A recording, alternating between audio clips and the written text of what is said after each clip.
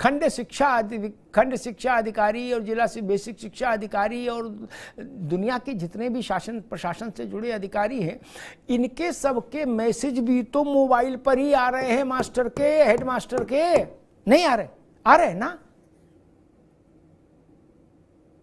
जब शिक्षा का पूरा तंत्र ही मोबाइल पर चल रहा है मित्र, मैसेज पर, व्हाट्सएप पर, तो अध्यापक मोबाइल नहीं रखेगा, मोबाइल नहीं देखेगा तो गुनाह हो जाएगा। सारा काम आप उसी पर तो करा रहे हैं। फलाने खंड शिक्षा अधिकारी के यहां इतने बजे मीटिंग में पहुंचे, ये सूचना डाकिया से थोड़ी ना आ रही है, ये तो मोबाइल में गिरती है आके टप से। और अगर स्कूल के घंटों में अध्यापक मोबाइल नहीं खोलेगा, डीएम साहब की बात मान ले, तो फिर सरकारी काम कैसे चलेगा? इसका भी तो कोई उत्तर दे। ऑनलाइन हाजिरी क्या बेसिक शिक्षा निदेशालय में ये लागू है, जहां से उत्तर प्रदेश भर के 6 लाख अध्यापक नियंत्रित हैं? क्या जिला बेसिक शिक्षा अधिकारी के कार्यालय में ये नियम लागू है? क्या खंड विकास शिक्षा अधिकारियों में ये नियम लागू है? क्या जिले की कलेक्ट्रेट में ये नियम लागू है?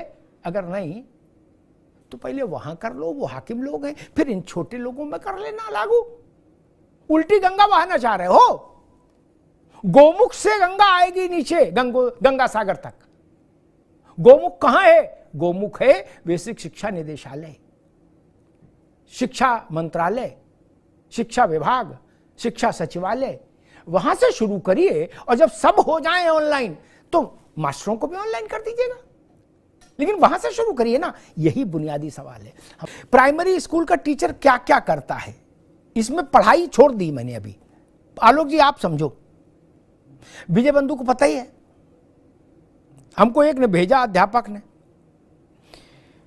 बोले भाई सबका आधार सत्यापित करो, फिर वो ऑनलाइन करो, जिनका आधार ना बना हो उनका स्वयं आधार बनवाओ, खाना बनवाकर खिलाओ मिड डे स्कीम में, दूध फल सब्जी लाओ मंडी से, ठीक, पुस्तकें बांटकर ऑनलाइन फीड करो, अभिभावक का आधार फीड करो, बैंक से सीड कराओ, बाल गणना करो, जनगणना करो, निपुण लक्ष्य हासिल करो, बिना सफाई कर्मी के लेटरिन को स्वच्छ रखो, पेयजल की समुचित व्यवस्था करो, बोट बनाओ, घर घर सर्वे करो, मीटिंग में जाओ, ट्रेनिंग करो, चुनाव के पहचान पत्र बांटो, चुनाव की पर्ची बांटो, चुनाव भी निपटाओ, काउंटिंग भी कराओ, विद्यालय की मरम्मत कराने की जरूरत हो तो मरम्मत कराओ, एक एक पैसे का हिसाब दो, पोलियो ड्रॉप आ जाए तो वो भी पिलवाओ, बोर्ड परीक्षा में जाओ। ये सारे काम ऑफलाइन करो और फिर ऑनलाइन हाजिरी लगाओ। बोलो सियावर रामचंद्र की जय। तब ये टीचर के काम है, ये टीचर के काम है। सफाई कर्मी नहीं, लेटरिन स्वच्छ साफ क्यों नहीं है? बीएसएस साहब आए झांका, बोले सस्पेंड करो 5 टीचरों को। बोले टट्टी साहब क्यों नहीं है? इसलिए भर्ती किया था टीचर को। बाल गणना, जनगणना, बुढ़े की गणना, जवान की गणना सब अध्यापक ही करेगा। कल को उसको गाय, बकरी और भेड़ की जनगणना में और गणना में लगा दोगे? ये चाहते हैं क्या कि भाई मास्टर है, बोले इसको कहो कि ऑनलाइन हाजिरी लगाने के बाद सारी बकरियों की गणना करे और ऑनलाइन फीड करे? ये चाहते हो क्या? और एक सवाल, अभी ये घोषणा कर दें कि 27 काम विड्रॉ, टीचर केवल पढ़ाएगा, क्या समस्या है? इसके लिए तो विधानसभा की जरूरत भी नहीं, केंद्र की भी जरूरत नहीं।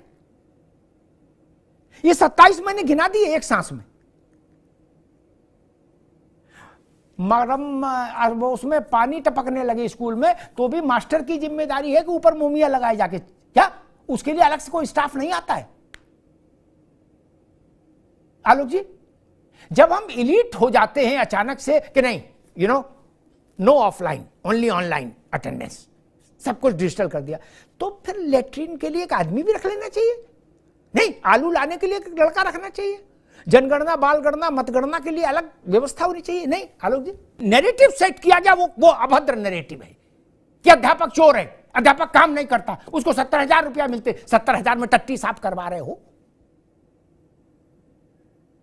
अभी कपीश जी ने कहा था रखिए ना 12 लाख संविदा कर्मी रखिए शिक्षा के लिए, बेसिक के लिए, हर स्कूल में 2 कर्मी दीजिए। क्या समस्या है? अध्यापक से कहिए आप केवल पढ़ाई पर ध्यान दीजिए, फिर आप सख्ती करिए, हम साथ खड़े हैं। मैं कहूंगा भारतीय जनता पार्टी से, आप अध्यापक को आज इन 27 गैर शिक्षण कार्यों से मुक्त करिए। मैं सरकार के साथ खड़ा हूं कि अनुशासन के दायरे में जो निर्णय सरकार करे अध्यापक उसका पालन करें, लेकिन 36 किस्म के काम उनके कंधे पर डाल के ये ठीक नहीं। और एक बात कहूं,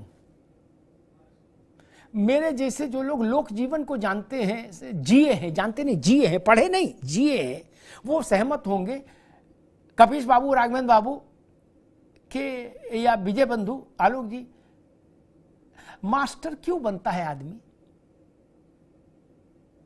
अध्यापक क्यों बनता है? उसमें तनख्वाहें तो अब थोड़ी ठीक हुई हैं, उससे पहले तनख्वाहें तो नहीं थी भैया।